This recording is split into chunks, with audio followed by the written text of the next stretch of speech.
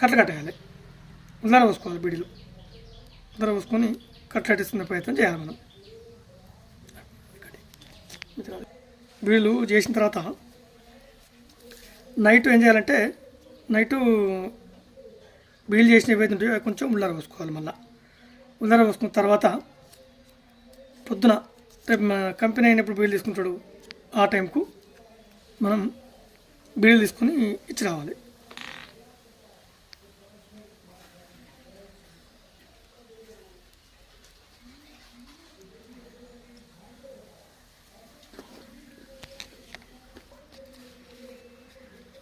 బీలు చేసిన తర్వాత సాయంత్రం పూట రాత్రి ఎన్ని చేసినవన్నీ ఉల్లార పోసుకోవాలి మనం మంచిగా. ఉల్లార పోసుకున్న తర్వాత పొద్దున ఎప్పుడైతే కంపెనీ అతను బీడీలు తీసుకుంటాడో అదే టైంకు పొద్దున కట్టేసుకొని తీసుకొని పోవాలి మనం. అదే కొంచెం బీడీ కూడా మంచిగా ఉల్లారం జరుగుతుంది.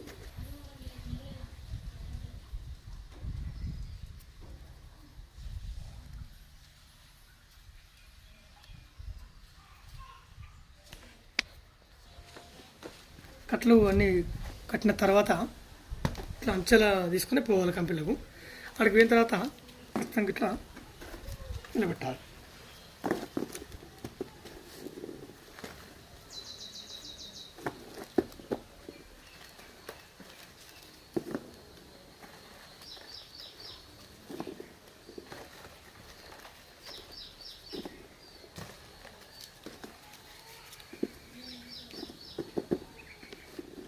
పెట్టాలి.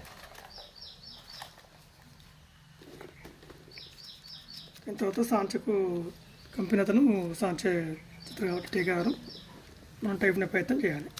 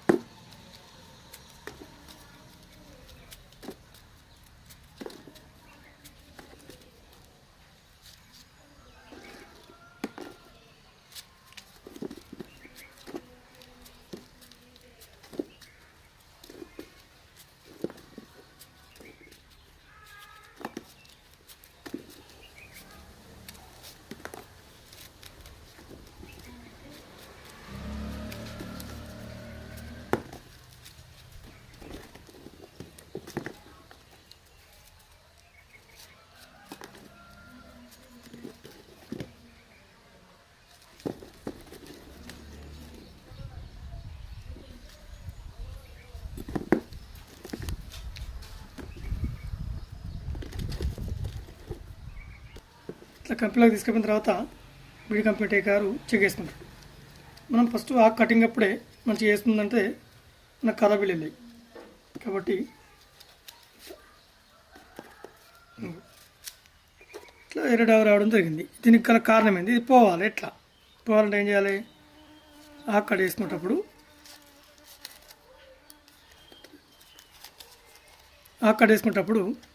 ఇది ఏదైతే ఉందో ఇట్లా పెట్టేసుకోవాలి. పాత్ర పెట్టుకుంటే ఏమవుతుంది? ఈ ఎరడ లోపలికి పోతుంది. అప్పుడు పైకి బాగా ఉంటుంది. కాబట్టి ఇలాంటి చిన్న చిన్న మిస్టేక్స్తో మనం బీడీ ఖరాబ్ అనేది ఒకటి మనకు వచ్చేస్తుంది.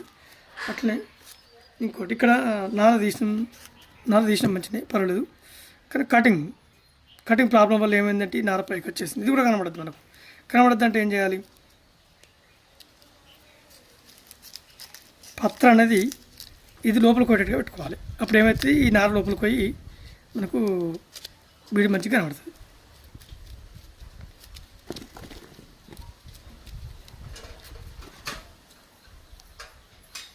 చాలామంది లేబర్లు బీడీలు తీసుకుపోయిన తర్వాత కంపెనీని బీడీలు దింపుతుండు అని ఒకటి అంటారు. కాబట్టి మనం అక్కడ వేసుకొని చేసుకోవాలి. అట్లనే ఈ నార ఉంది కదా పైకి వచ్చేసింది. ఇది మనం ఇంతకుముందు కటింగ్లో చెప్పాను నేను. కటింగ్ చేసుకునేటప్పుడు ఇది మీదికి రాకుండా ఏదైతుందో మనం పత్త కొంచెం వెనక పెట్టుకుంటే అయితే ఇది చేసేటప్పుడు ఏమవుతుంది? ఈ నార లోపలికి వస్తే మనకు పైకి బాస్ కాబట్టి ఇది యొక్క కారణం ఉంటుంది. కాబట్టి అవి మంచిగా చేసుకోవాలి. మనం నార రాకుండా నార లోపలికి కొట్టేట్టు కట్ చేసుకోవాలి ఎప్పుడు కానీ.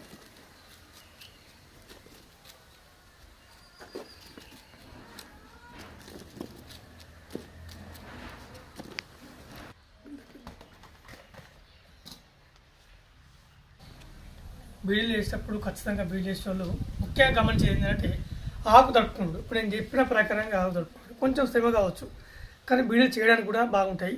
ఆకు మంచిగా తడుపుకోవాలి. మంచిగా నీళ్ళల్లో ఒక్కొక్క పూట తడుపుకుంటూ నీళ్ళు మంచిగా తడిసేట్టుగా ఉంచి దాన్ని దులిపి నిలబెట్టాలి.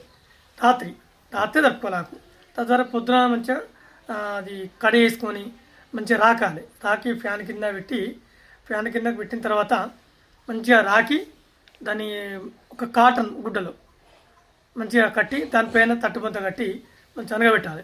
అనగబెట్టిన తర్వాత ఏమవుతుందంటే మంచిగా ఓటుకొట్టి ఆకు మంచిగా అనుతుంది. తర్వాత బిల్డ్ చేయడానికి కూడా మంచిగా అందంగా ఉంటుంది. అనగబెట్టిన తర్వాత ఏదైనా బండన ఏదైనా బదన పెడితే మంచిగా అనుకుద్ది, చేయడానికి మంచిగా ఉంటుంది.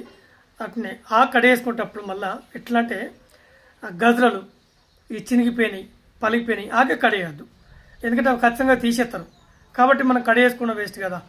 కాబట్టి ఆకు కడేయంగానే చినిగిపోయినాయి, గజరలు అమ్మూరు వచ్చినాయి, నార పైకి రాకుండా ముఖ్యంగా చూసుకోవాలి.